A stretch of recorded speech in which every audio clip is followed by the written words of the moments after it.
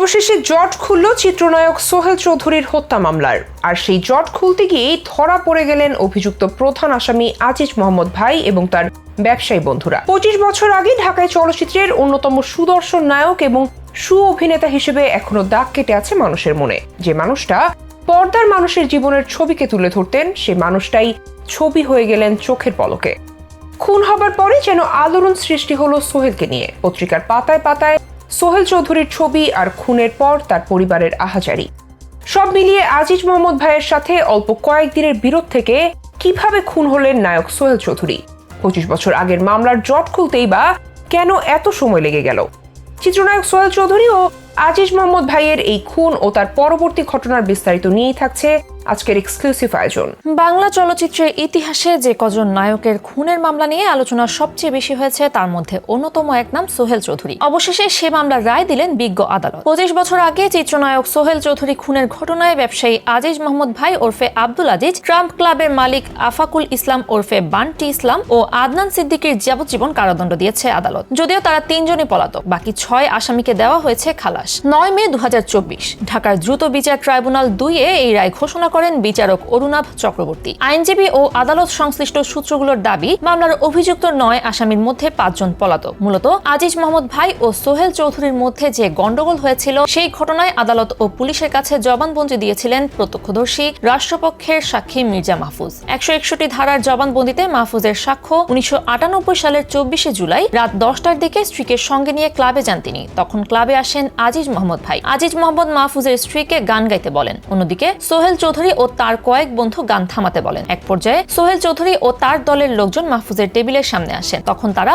আজিজ মোহাম্মদ ভাইয়ের পাশে বসা এক নারীকে উঠে আসতে বলেন। ওই নারী না উঠলে সোহেল চৌধুরী আরো ক্ষিপ্ত হয়ে মারতে যান। সাক্ষীতে এমনটাই দাবি করেছেন প্রত্যক্ষদর্শী মাহফুজ। এদিকে মামলার আরেক সাক্ষী গোলাম মোহাম্মদ ছিলেন সোহেলের বন্ধু। সাক্ষী হিসেবে তখন 164 ধারায় জবানবন্দিতে বিচারককে গোলাম মোহাম্মদের সাক্ষ্য, খুন হওয়ার আগে আজিজ মোহাম্মদ ভাইয়ের সঙ্গে ঝগড়া হয় সোহেল চৌধুরীর। বিষয়টি ঘটেছে তার সামনেই। এছাড়া ট্রাম্প ক্লাবের বান্টি ইসলামের সঙ্গেও 2 থেকে 3 বার ঝগড়া হয় সোহেলের, পরে তা মিটেও যায়। তবে আশিস রায় চৌধুরী ওরফে বোতলের সঙ্গে কথা কাটাকাটি ও হাতাহাতি হয়। সে সময় সোহেল চৌধুরীকে ক্লাব থেকে বের করে দেন আশিস চৌধুরী। ভবিষ্যতে সোহেলকে ক্লাবে না আসার জন্য হুমকিও দেন বোতল চৌধুরী। নায়ক সোহেল চৌধুরী হত্যা নিয়ে তার মা নূরজাহান বেগম আদালতে জানান, তাদের বাসার উল্টো দিকে ট্রাম্প ক্লাব। হত্যাকাণ্ডের দিন রাত 2টায় বাসায় ফেরেন সোহেল। পরে সোহেল আবার ক্লাবে গেলে সন্ত্রাসীরা তাকে 2টি গুলি করলে তিনি মাটিতে লুটিয়ে পড়েন। সোহেল চৌধুরীর মা আদালতকে আরো বলেছিলেন, সোহেল খুন হওয়ার 15 থেকে 20 দিন আগে টেলিফোনে আজিজ মোহাম্মদ ভাই ও বান্টি ইসলামের লোকজন হত্যার হুমকি দিয়ে জানায় সোহেলের মৃত্যুর দিন ঘনিয়ে আসছে। সোহেল চৌধুরীকে কিভাবে গুলি করা হয়েছিল সে ব্যাপারে অভিযোগপত্রে উল্লেখ করা হয়। সেদিন ক্লাবে ঢুকতে চেয়েছিলেন সোহেল চৌধুরী, তবে তাকে ক্লাবে ঢোকার অনুমতি না দিয়ে ফিরিয়ে দেওয়া হয়। পরে রাত 3টার দিকে সোহেল চৌধুরী আবার ক্লাবের সামনে আসেন। তখন পেশাদার খুনিদের দিয়ে সোহেল চৌধুরীকে গুলি করে হত্যা করা হয়। সোহেলের সঙ্গে আজিজ মোহাম্মদ ভাই,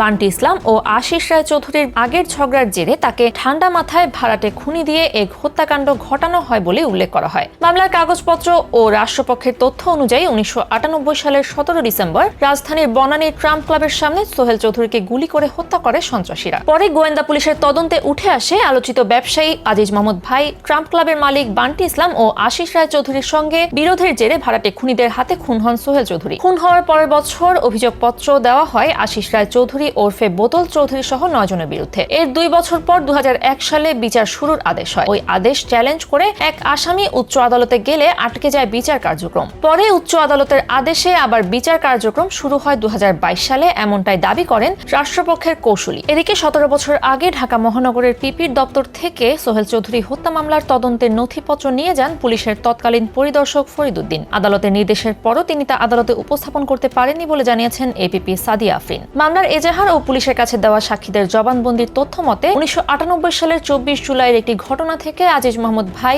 আজিজের আত্মীয় বান্টি ইসলাম, বান্টির বন্ধু আশিস রায় চৌধুরীর সঙ্গে সোহেলের বিরোধের শুরু। এর জেরেই ট্রাম্প ক্লাবের সামনে ভাড়াটের লোক দিয়ে হত্যা করা হয় সোহেল চৌধুরীকে। জবানবন্দিতে সোহেল চৌধুরীকে হত্যার বিবরণ দিয়েছেন প্রত্যক্ষদর্শী সাক্ষীরা। সাক্ষীদের দাবি, ওইদিন রাতে বনানীর ট্রাম্প ক্লাবে গান বন্ধ করতে বলেছিলেন সোহেল ও তার বন্ধুরা। গান বন্ধ করা নিয়ে আজিজ মোহাম্মদ ভাইয়ের সঙ্গে সোহেলের কথা কাটাকাটি হয়। এক পর্যায়ে সোহেল চৌধুরী আজিজের উপর ক্ষেপে যান। তখন সোহেলের বন্ধু কালা নাসির আজিজ মোহাম্মদ ভাইকে গুলি করতে যান। এ সময় ক্লাবের বাথরুমে ঢুকে আত্মরক্ষা করেন আজিজ মোহাম্মদ ভাই। এই ট্রাম্প ক্লাবের মালিকানা ছিল বান্টি ও আশিসের। বিরোধের শুরু এখান থেকেই। আর এভাবেই ঘটে যায় নায়ক সোহেল চৌধুরী হত্যাকাণ্ড। দীর্ঘ 25 বছর পর সে মামলার জট খুলেও পলাতক রয়েছেন প্রধান আসামিরা।